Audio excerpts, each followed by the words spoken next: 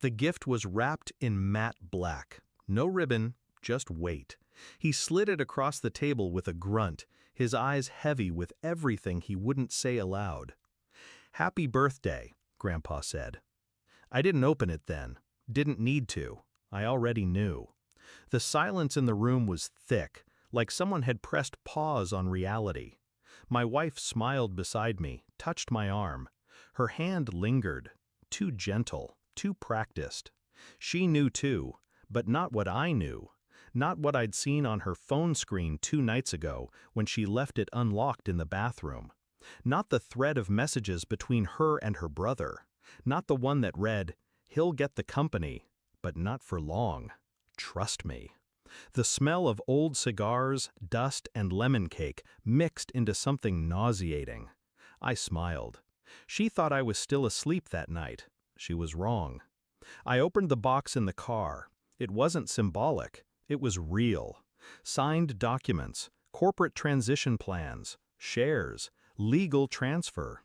Grandpa's scrawl across every page like the final blessing of a dying king.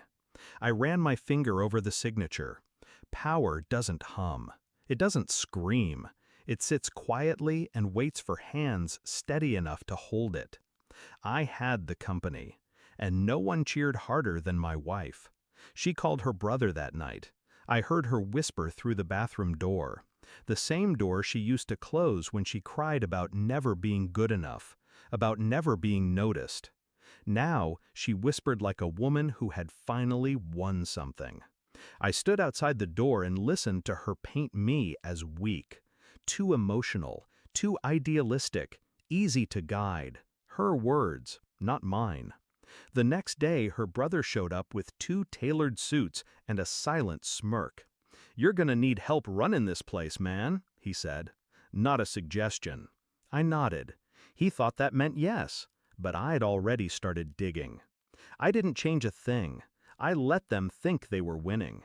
His name started showing up on minor proposals, then meetings, then board memos. She made excuses. "You're so busy, it helps to have him around." I let her talk, let her think she still knew how to manipulate me. I hired a new assistant, quiet, surgical, loyal only to me. He tracked every meeting they held without me, every email they forwarded to each other, every name they added to the future restructure documents. They were trying to force a vote, slowly, strategically, sloppily. I stayed silent, but silence is never passive. It's a scalpel.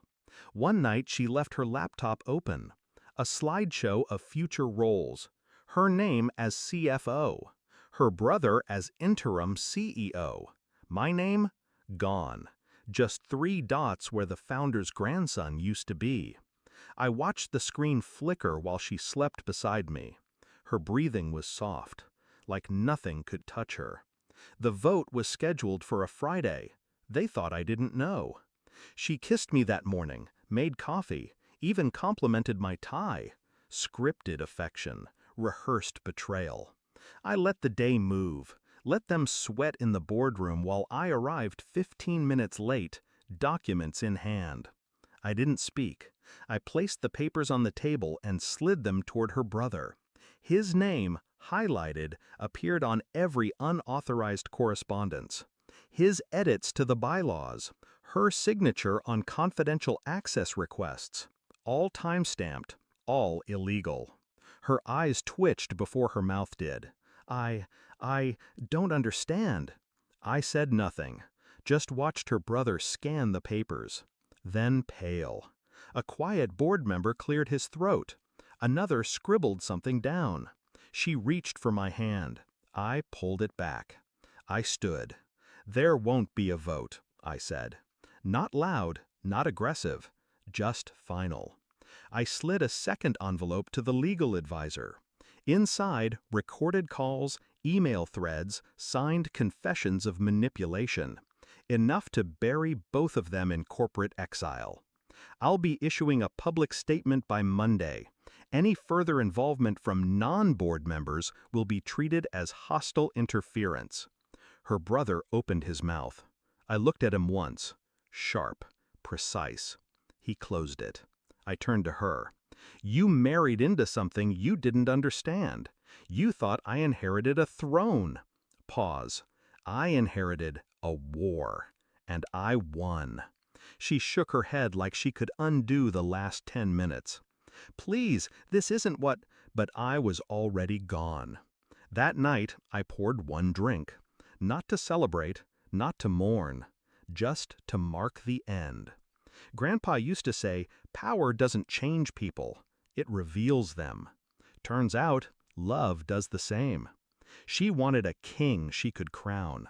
What she got was a ghost with a ledger.